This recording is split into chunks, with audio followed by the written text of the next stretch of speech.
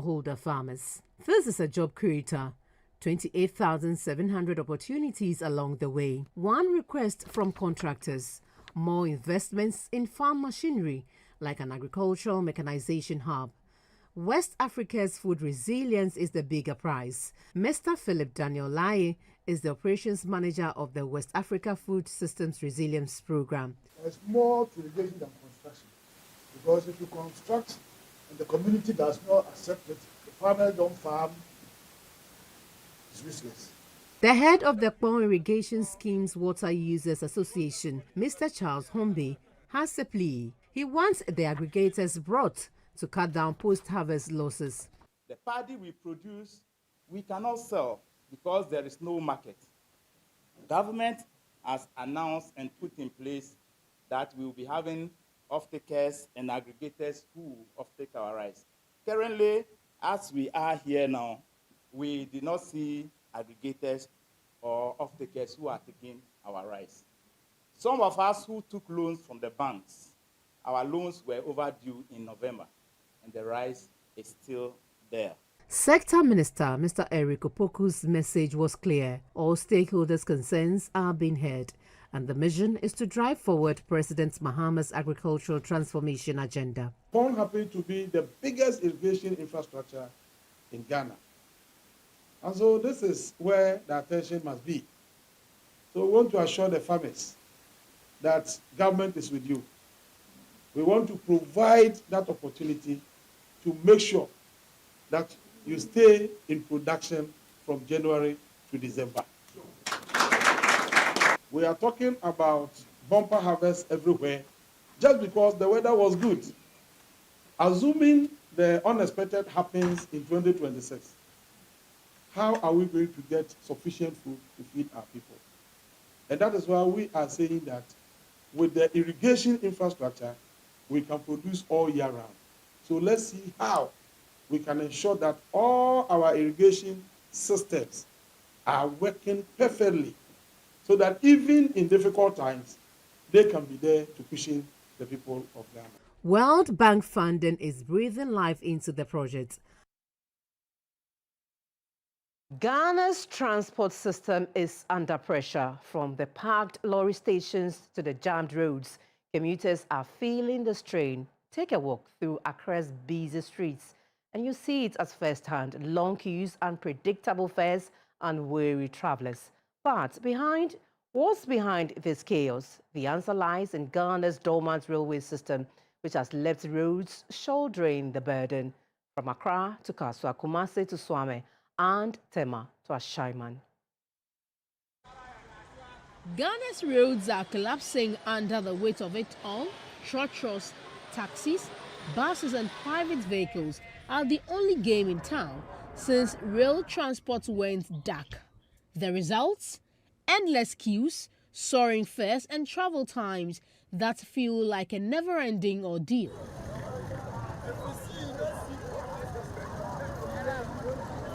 The Accra and Sawam railway line is a stark example. Idle tracks, silent stations, and a sea of commuters stuck on congested roads.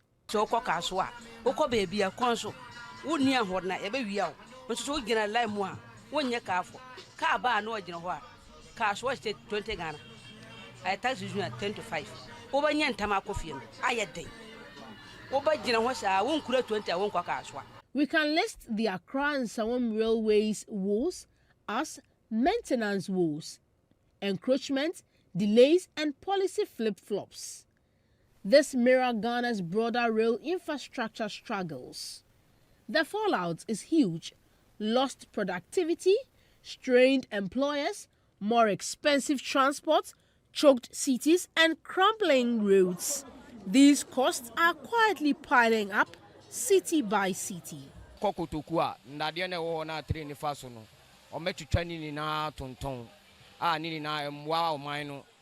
Sanka, the train be fast now, a bois a man for Mukrunim, Nabibia, a short amount man for. Then so, Okoblani, yet you charge train that you need now, Oko, Kutu Achimota, Kutuku, Begas Mon Mukonina, or Metuchanda, the Nina, and you're fine. In Tama, train are short too. Government officials are throwing buses at Ghana's congestion problem, hoping to ease the squeeze on commuters. But critics aren't buying it.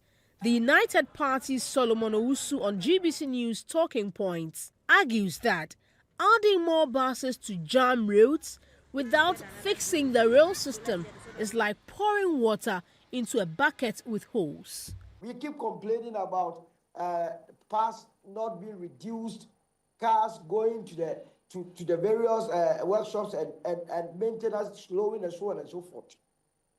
How can I, as a businessman, as a transporter, go and borrow at a rate of 25% and then deploy these buses on these roads? The banks expect you every month to pay back this loan with interest at such a high rate. And so that at the end of the month, the money that you make from your business or by way of deploying your buses or taxis on the road can only pay the bank interest, and you are left with nothing to do the maintenance. Right. It is the reason why you have the cars at the various workshops. So government must also do everything possible to make sure that our interest rate regime comes to a single digit. Isaac Asari, a transport operator, is voicing his concerns. He's seen government bus initiatives come and go, often ending in failure. Broken down buses and missing vehicles have left him skeptical about lasting change. At first, it was very cool and not bibia ko kama. But baby no I say quite session na first no etino. Ono kwa mo san person mo gibi kura san kan. Oni omo yetimi ni omo yere so sa na omo ne aye nti esra ban ne se so boy na oyesi ni maya yeso ebe ma ye ko ma ye den ai han se anya ne san so de emboa. Solomon Owusu explained that when buses may offer temporary relief, they cannot replace the efficiency and high capacity advantage of rail transport. Without fixing the rails, more buses just add to the congestion mess. You have the Mpakadan to Accra one. What is wrong with the coaches that are on it? Why are they not functioning? If there are maintenance issues, we go in there. We find out because we have a railway department or railway authority. We go in there and find out. We have a rail line from Isawam to Accra. Why are the coaches not working? What is the problem? If it is the case that people are stealing the metals on the road, which we know and which could be tracked, if the national security is working and working seriously, you go to Abosoka, you go to Swami Magazine, all these mechanics and so on and so forth, you see them having the rail lines. You go and find out where they got the rail line. If they stole it or somebody sold it, you run all of them up. These are not matters that are far-fetched. Commuters remember when trains ease road congestion, faster, predictable and fewer vehicles needed during rush hour. Train fare na ne price na wo from pa se uko flow car e wo soro kra no amanfo gina kwan omunya car kra. Reviving rail operations raises tough questions. Residents near the tracks worry about evictions or demolitions if the lines are rehabilitated. Train de nyaminu kuranim be ETS no kema fu train de na meboa se me hana me fu train free as me de kwa akra me fuka se me hana me nyam chop money free na me hwe me yire ne me ma na se be pamunye se free an yanya ba bia ma na se am bibi kakra ma se yesu em free am fa ko bibi front na e ba sa me be ha me kuro ne nyam me be ha me pa me ka se ha me na meboa. Tre kono ye ba ya ye ne shi ye ti hadidi ka kra ya mbrofo ye nko timi ko bebi no jai muntu ne hu bebi ya ba fa na adu amane hu nti wo ba ye kono so aye na ye mpa bebi mpa ye chip kakra den didi no ye pe nso ye tina shi munti na ye yambo me tre da de so na me ton pia wa didi ka kakra me ni kunu me ni boafo me firi na ye me boafo me didi na haje. The Accra and Sawam railway line tells a story. When trains stop, roads jam, queues lengthen and fares soar. Until rails revive, Ghana's transport chaos continues.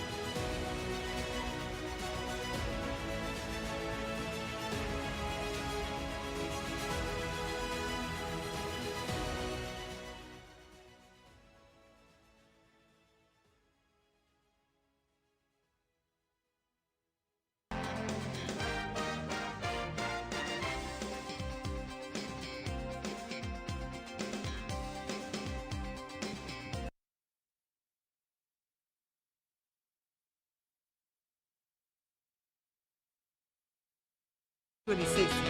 Hisense was here from America so. Na ya dagana for nyina ase. Ye nimpa se gidi a wanya we mu na oni edigwa no. Eno na aboa ma Hisense ye do some pempens we. Se wo hu de enko ya obo ya mane. Ono kredie. Eni se mo boy ye chidom. Ahye ye crime ama ye hihye niema kama e de brem. Technology de brem afi no. Utiribe boom. Ye customer service no so. Ya show mu kutupa. Ye ye a check kan no. Afi ye won say e ba no quality home appliances and electronics are Hisense chino. Moko be. Obi 2026 menu mienu nyina afi. Aye de be ye niema nwanwaso e wo Hisense. Hisense. Everyday prices for everyday people. MedShay, natural mosquito repellent, highly recommended by Ministry of Health, CHAS and GES, lab tested by Noguchi Medical, field trialed by Atomic Energy Commission. It has no chemical or side effects and is good for all ages and skin type. MedShay is available nationwide. Contact us on 0244892413. This advert is approved by FDA.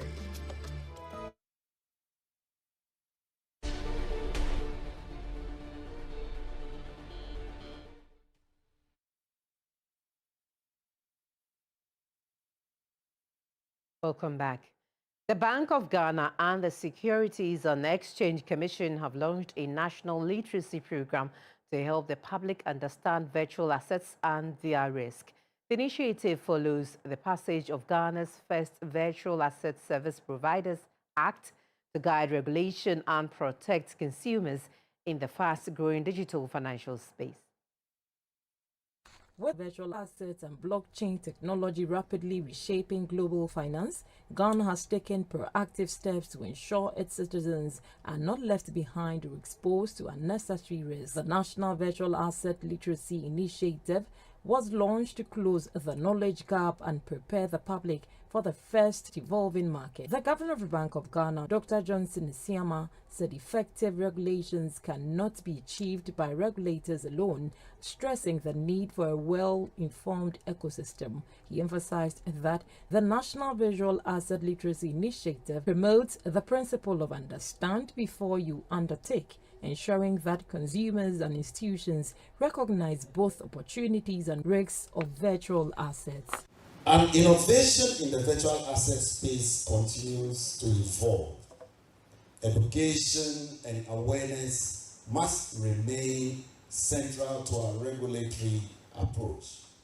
And Know Valley represents a proactive and collaborative effort to ensure that innovation progresses responsibly with due regard to consumer protection, market integrity, and financial stability. The Director General of the Securities and Exchange Commission, Dr. James Kluche Avesi, describes the new law as a turning point for Ghana's financial sector. He noted that virtual assets will reshape the financial landscape, bringing both prospects for inclusive and efficiency, as well as risks to market integrity and stability. The Securities and Exchange Commission pledges its commitment to working together with Bank of Ghana in guiding the industry and market operators to navigating this new territory. Regulators say the literacy program will help demystify virtual assets, outline legal obligations, and support responsible innovations, marking a major step towards a safer, more informed digital financial system. The Vehicle and Assets Dealers Union of Ghana has commended the government's performance over the past year, citing progress under its resetting agenda. However, the association noted some challenges, particularly with customs duties. It raised concerns about shipping lines applying exchange rates that differ from those set by the Bank of Ghana, creating difficulties for importers. Measures to stabilize the cedi against the US dollar have brought relief to businesses, helping them plan more effectively. The Vehicle and Assets Dealers Union of Ghana, VADUC, welcomes recent reductions in duty rates, describing it as a positive step for the industry. But the union's deputy director, Mr. Nanaya Insia, says challenges remain. He pointed to shipping lines using exchange rates that differ from those set by the Bank of Ghana, creating difficulties for importers. Mr. Insia also raised concerns about customs duties currently applied under 3 different categories. Currently, shipping lines are not using our current Bank of Ghana rate. I don't know the reason. I want to know. So if government should take a critical, all the good things that the government is doing, all the impact that the government is giving to us, the shipping lines are taking it away. That is our main challenge. Honestly speaking, if not the shipping lines, our cost has been dropped by 20 to 30%. He's calling for a standardized flat rate system, arguing that it will lower cost, strengthen the government's resetting agenda, and make business more predictable. The custom officer have 3 categories of giving a duty. One, he can reduce it by 20%. He can depreciate it by 30%. He can depreciate it by 50%, based upon your relationship with them. That thing shouldn't be so. So I'm appealing to the government. We should have a flat rate. If everybody is depreciated by 20%, 20% across board. If 30%, 30% across board. If 50%, 50% across board. That one, me personally, I will understand it. But for now, unless you know somebody at the custom before they can give you the lowest rate, it shouldn't be so. The union is further appealing to the government to ensure containers are processed through the Golden Jubilee Terminal before charges are applied. Still in business, over 1,000 young people in the northern region have been enrolled in a practical skills training program aimed at improving employability and reducing youth unemployment. The initiative, funded by the MasterCard Foundation and implemented by the Design Technology Institute, is designed to equip participants with hands-on skills that meet demands of today's job market.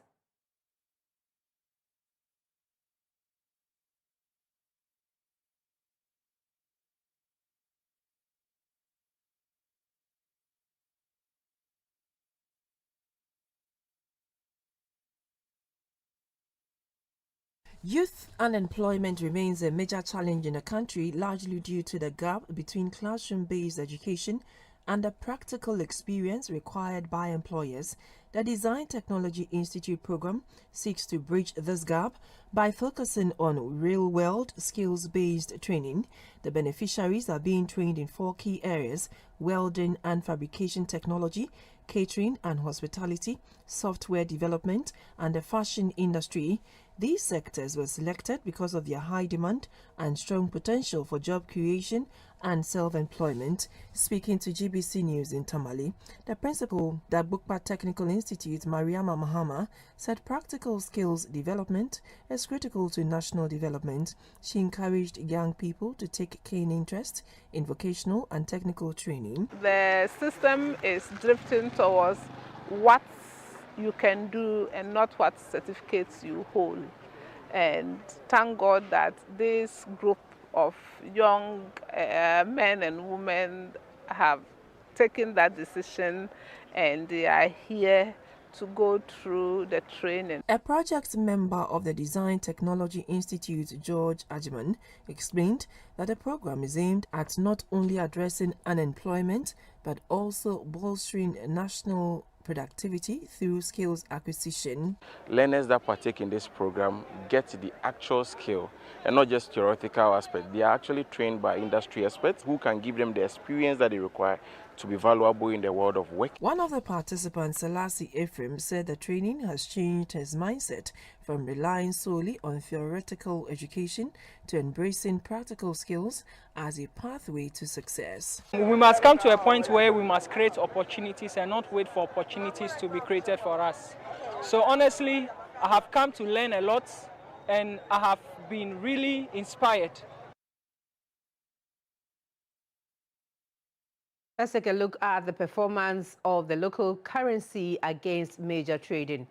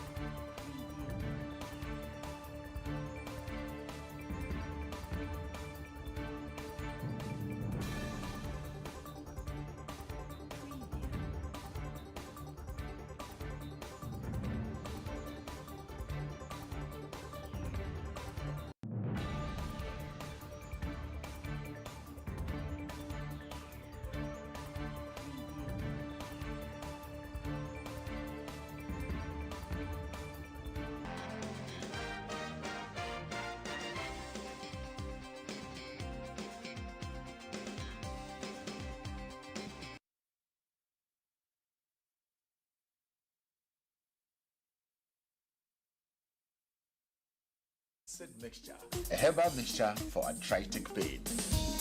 Arthritis,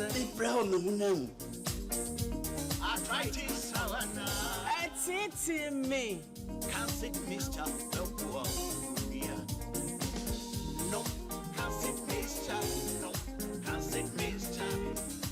Yeruba biara na no dru ho. Moriyo ya or arthritis. Cancer mixture, obey your juma when you put your inside. I'm a pace in the gun. Engine figure Vienna menu. On your map info, and your button, I want one menu. First baby, I'm from one Sanka. Senior Susan, Bonnie Biara, home doctor, and I report to FDA Med Safety App Nodo. And Katui, FDA, Apinodo.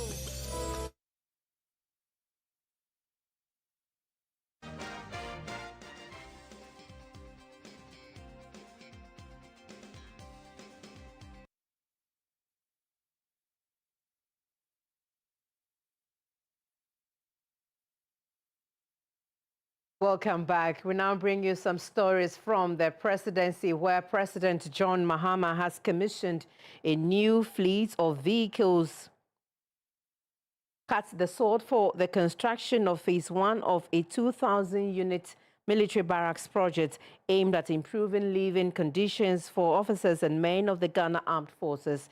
Speaking at the sword-cutting ceremony during the West Africa Soldiers Social Activities WASA 2025 at the Burma camp in Accra, the president said the project forms part of broader government efforts to enhance personnel welfare while strengthening the operational readiness of the military.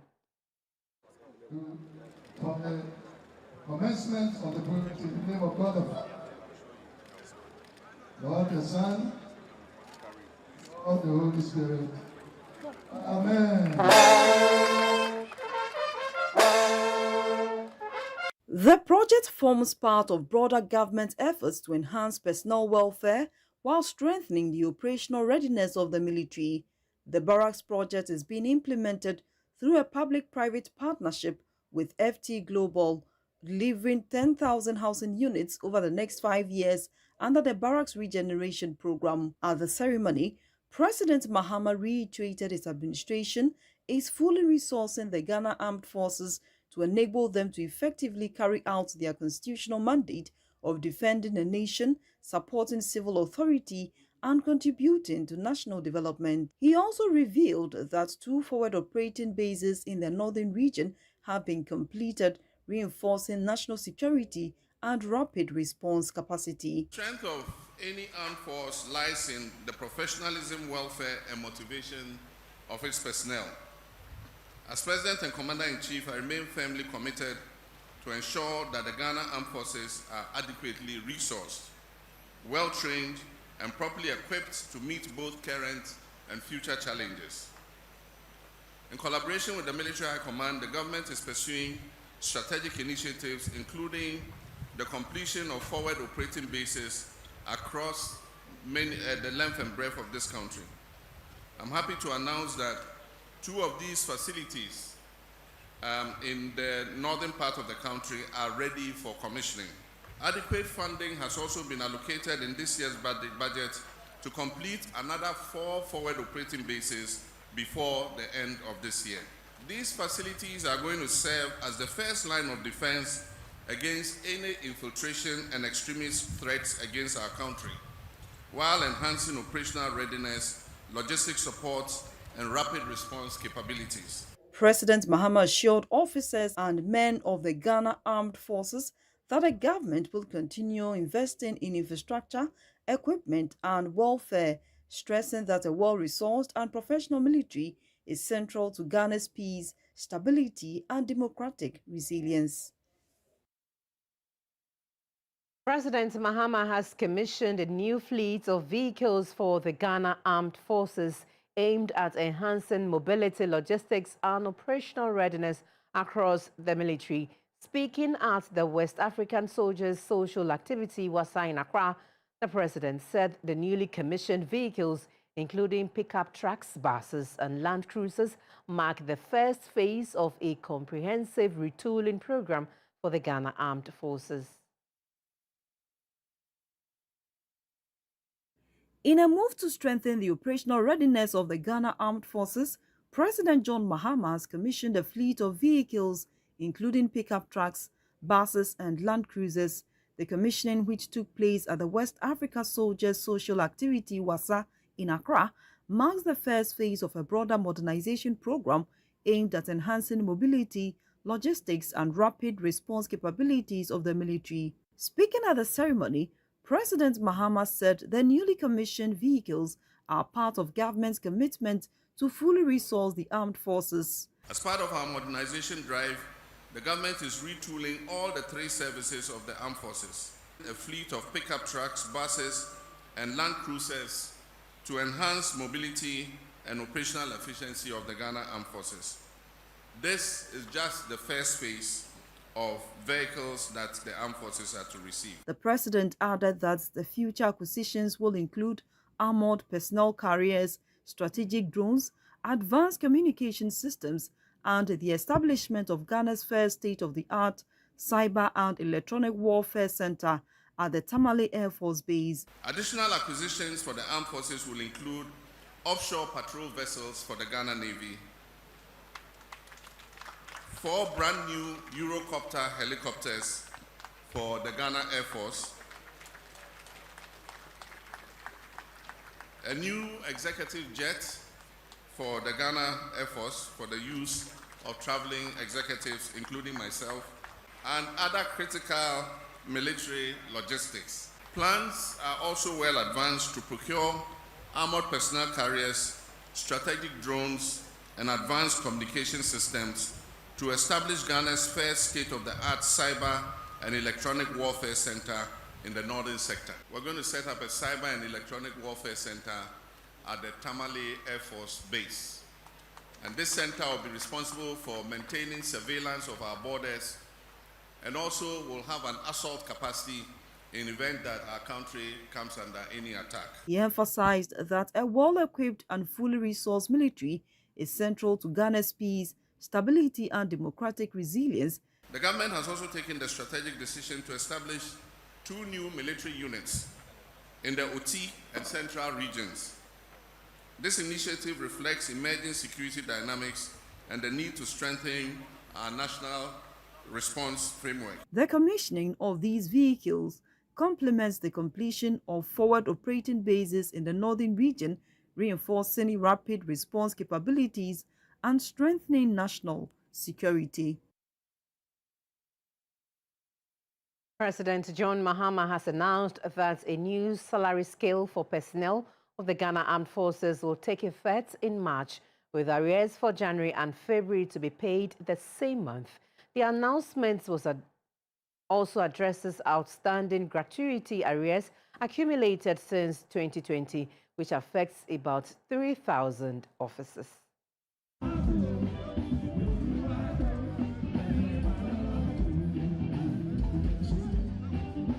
The welfare of our personnel remains a top priority. I fully support initiatives such as the proposed Mutual Health Fund for service personnel and their families, which will improve access to health care and financial security. And as you were told, the seed money for the fund, the trust fund, the welfare fund, will be provided by the National Security Secretariat. I also acknowledge the generosity of Mr. Kofi Apia, CEO of All Day Ventures, for supporting this noble cause. I bring thee tidings of great joy, and it pleases me to announce that your new salary scales will start in March.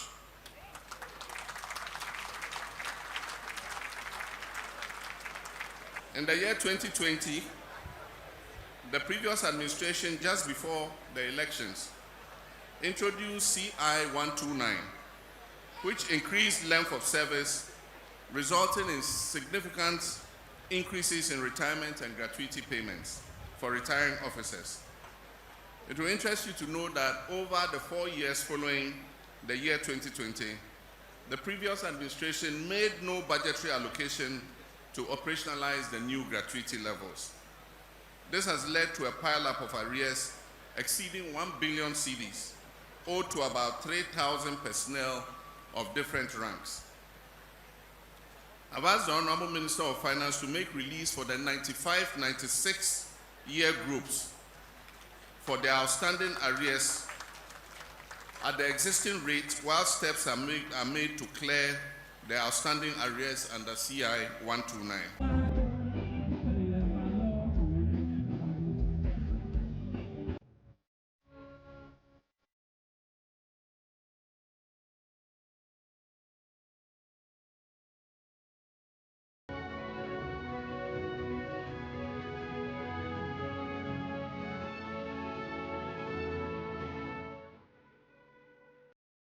Time now for some energy news. The Institute for Energy Security has described the Chamber of Oil Marketing Companies' reaction to the full floor price debate and Star Oil's membership suspension as wise and cautious. The Chamber issued a statement after a two-day emergency meeting by the board, stating it remains united and stable, encouraging open and constructive dialogue among its members. Now, this price floor, it is an interventionary policy on the part of the MPA, and the MPA did not take it or maybe executed it arbitrarily. They engaged them, and that is how can they be able to come into that consensus. And so for 2 years down the line, if you think that the importance or the reasons for which the price floor had been set up or implemented has outlived its usefulness, and so it is the right time for them to abolish it. It is just wise and it is just in the right direction that the Star Oil will engage its mother body, which is the chamber, and then they'll be able to do their internal assessment and now come out with a unified voice. And so until that engagement, it is not right that you join an organization, then out of the blue, you just come out and be like, okay, I feel like they should just abolish the price floor. Their decision can be, I'll not say a rush, but I see it as a social media campaign to be able to woo customers to their end, because they felt like they are appealing to consumers or thinking that people do not understand the industry. And so let me just pass out something that will let consumers have that sympathy and be like, I'm the one who is even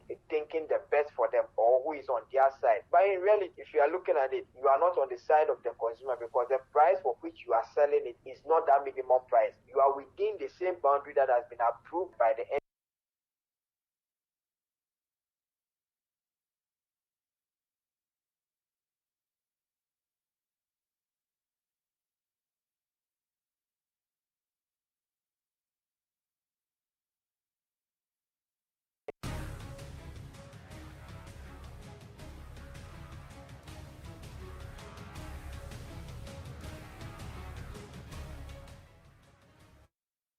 Time now for some international news.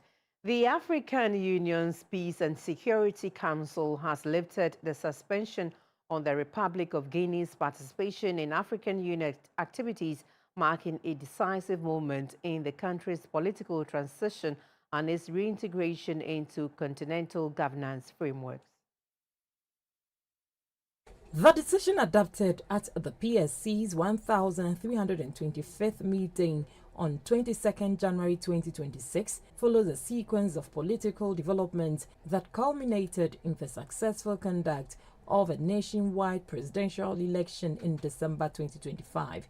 Regional and continental actors have described these developments as meaningful steps towards the restoration of constitutional order.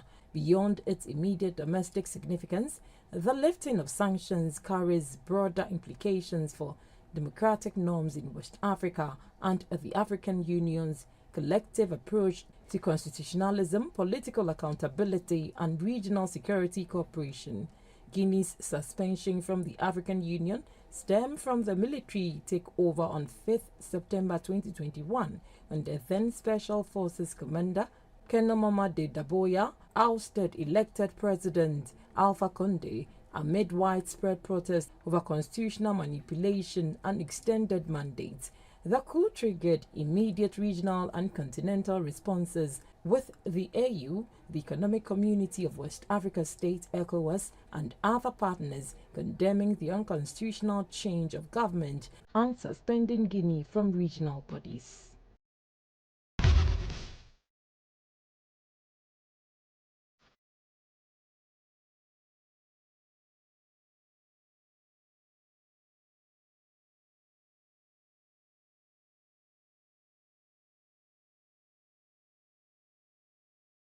Time now for sports. Tanzui community in the Bolgatanga municipality was declared champions at the just-ended Frafra Unity Games in Bolgatanga in the Upper East region. And here's a report by Peter Agrengre. Football lovers turned out in their numbers at the mobile park to witness a keenly contested final that showcased quality football from both sides. Tanzui made their dominance count in the first half, scoring twice through Bernard Boayik and Dennis Alagdi. Dapore Tindongo mounted a spirited comeback in the second half, but a disciplined Tanzuian defense stood firm to see out the game until the final whistle. Some football fans, Charity and Emmanuel Azuda, commended organizers for the competition. What was surprising was that all the big teams were eliminated by just simple teams. This has never happened. So I think this year's own is so different. As you can see the crowd, they came all here. So without this game, they would have been somewhere probably drinking or doing other stuff. But because of the games, every evening, every afternoon, they come here. And so we urge that we'll have some of these games, to bring the communities and the youth together for development.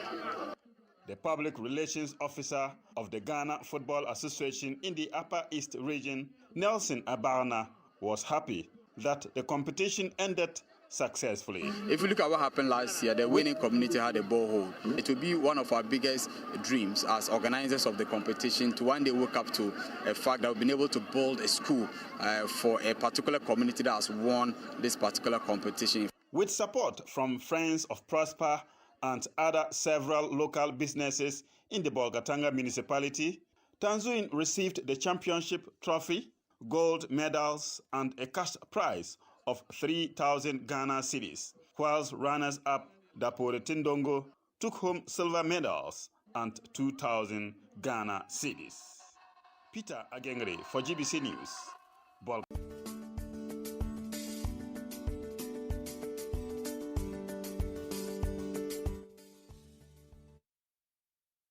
The health segment of the news is brought to you by Trust Jehovah Herbal Center and Yamvita.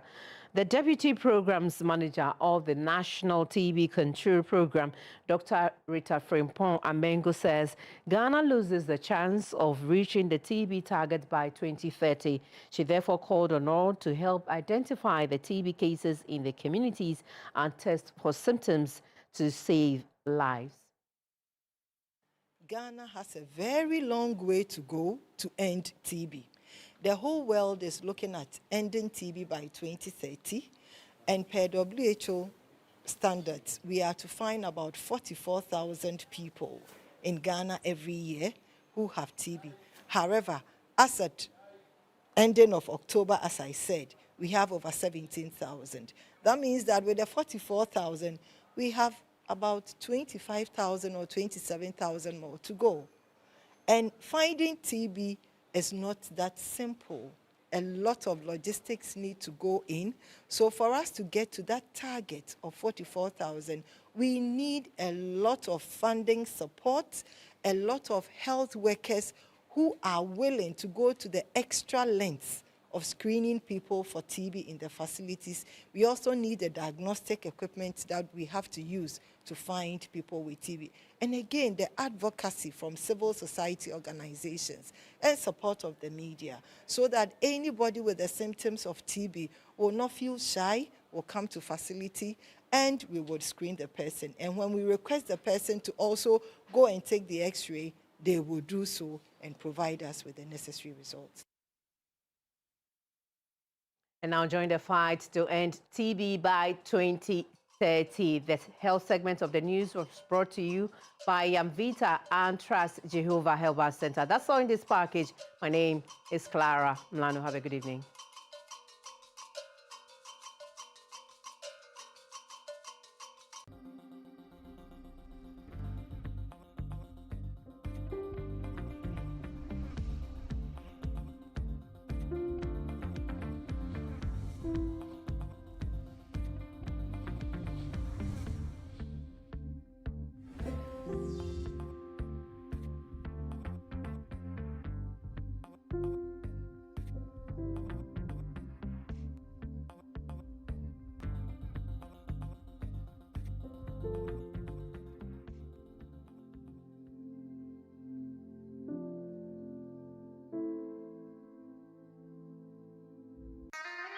In 1965, Ghana chose her own value. From cowries and pounds, the city was born, our pride in our own hands. It flowed through markets, palms, and memories, and became part of daily life. Through every season of change, the city has remained a constant in Ghanaian life. In 2007, we took a bold step, ushering in a new era of confidence and stability. Today, the city lives in banks, markets, and apps, rooted in tradition, shaped by history, carried by innovation. 60 years on, it remains our heritage, our identity, our pride. Know the city. Keep it clean.